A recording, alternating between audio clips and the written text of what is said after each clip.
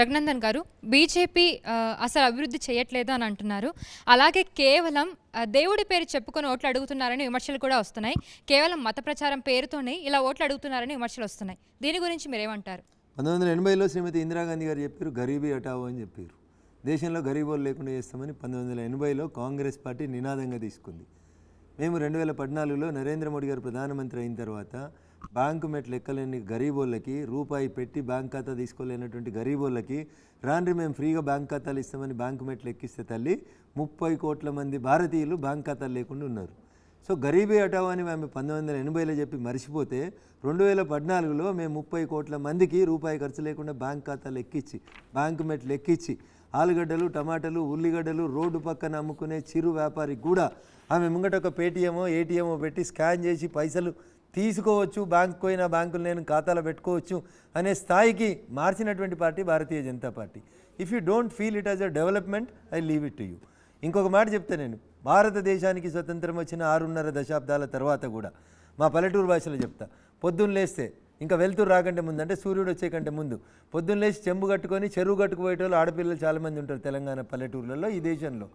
అట్లాంటి దుస్థితిలోంచి ఆడపిల్లల్ని కాపాడాలనేటువంటి ఒక సదుద్దేశంతో స్వచ్ఛ భారత్ అనే ఒక పథకాన్ని తీసుకొచ్చి ప్రతి టాయిలెట్ లేనటువంటి ప్రతి పేదింటి ముంగట టాయిలెట్ కట్టించడం అభివృద్ధి కాదనుకుంటే అది మీ విజ్ఞతగా వదిలేస్తాం. సుమారు 20 కోట్ల టాయిలెట్లను కట్టించినాం. అంటే 20 కోట్ల ఆడపిల్లల కుటుంబాలు పొద్దున్న లేస్తే సూర్యుని కంటే ముందు లేచి టాయిలెట్కి వెళ్ళేటువంటి దుస్థితిలోంచి ఒక ఆడపిల్లకి టాయిలెట్ తీసుకొచ్చి ఇంటి ముంగట కట్టించినాం, లేదా కుటుంబానికి ఇంటి ముంగట టాయిలెట్ కట్టించినాం. ఇది గరీబోని కోసం కాదా తల్లి? ఎవరి కోసం కట్టించినాం? పొద్దంతా పొలం పనిచేసి పొద్దుకి ఇంటికి వచ్చేటప్పుడు 4 కట్టెలు ఏరుకొని వచ్చి కట్టెల పొయ్యి మీద బువ్వండే అవ్వల్ని ఉజ్వల సిలిండర్ పథకం కింద సిలిండర్ ఇచ్చి క్యాన్సర్ వస్తుంది మీకు పొగ తాగితే నష్టపోతుర్రని పేదింటి ఆడపడుచుల్ని గరీబీలోంచి బయటికి తీసుకొచ్చేటువంటి పథకం చేసినాం. కరోనా వస్తే బువ్వ దొరకలేదు, కిలోమీటర్లు నడిచిపోయేందుకు బస్సు కిరాయి లేక చచ్చిపోతుర్రనంటే 3 సంవత్సరాల నుంచి ప్రతి పేద కుటుంబానికి ఒక్కొక్కరికి 5 కిలోల బియ్యం ఇచ్చినాం. ఎన్నికలు వచ్చినాయి, బంద్ చేయలేక తల్లి. భవిష్యత్తులో 5 సంవత్సరాలు కూడా 5 కిలోలు ఫ్రీగా బియ్యం ఇస్తామని చెప్పినాం.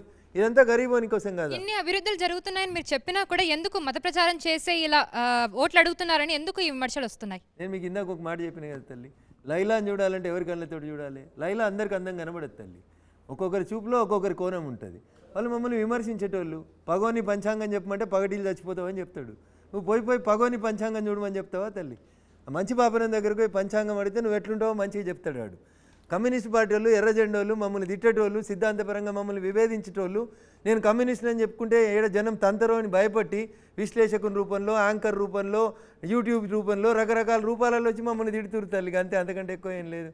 ఒకవేళ నిజంగా మేము తప్పు చేస్తే 273 సీట్లు చాలయ్య మోడీ గారు అని 303 సీట్లు ఎట్లు ఇస్తారు మాకు?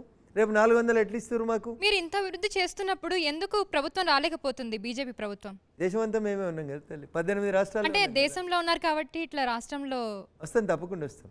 Rome is not built in one day. 28 రాష్ట్రాల్లో ఒకటే రోజు గెలవకపోవచ్చు, బట్ తెలంగాణ కూడా మాదే. 400 సీట్లు వస్తే రాజ్యాంగం మార్చనే యోచనలో బీజేపీ ఏమైనా ఉందా? ఇవే విమర్శలు ప్రతిపక్షాలు చేస్తున్నాయి. నేను అదే చెప్తా ఉన్నాను, ఆడలేక మధ్యలో ఓడినట్టు ఏం చెప్పి ఓట్లాడగలనో కాంగ్రెస్కు తెలియదు. ఎందుకంటే కాంగ్రెస్కు 40 రావని రఘునందన్ రావు చెప్తే కోపం కొద్ది చెప్పిండు అనుకోవచ్చు. మళ్ళీ ఇండి కూటమిలో ఉన్న దీదీ చెప్పింది వీళ్ళకి 40 రావని.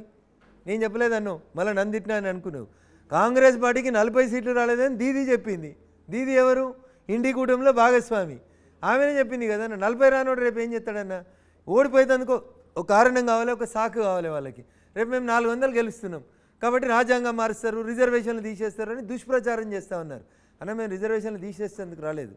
అగ్రవర్ణ పేదల కుటుంబాలకి, ఫార్వర్డ్ కాస్ట్లో పుట్టి పేదోళ్ళుండి, గరీబోళ్ళుండి, రిజర్వేషన్ లేక ఆర్థిక స్థితిగతులు బాగలేని పేదింటి అగ్రవర్ణాల ప్రజలకి 10% ఈడబ్ల్యూఎస్ రిజర్వేషన్లు ఇచ్చిన పార్టీ నరేంద్ర మోడీ గారి పార్టీ. రేపు దళితులకు రిజర్వేషన్లు తీసేస్తారు, రాజ్యాంగాన్ని మారుస్తారు. ఇవన్నీ తప్పుడు మాటలు ఎందుకన్నా?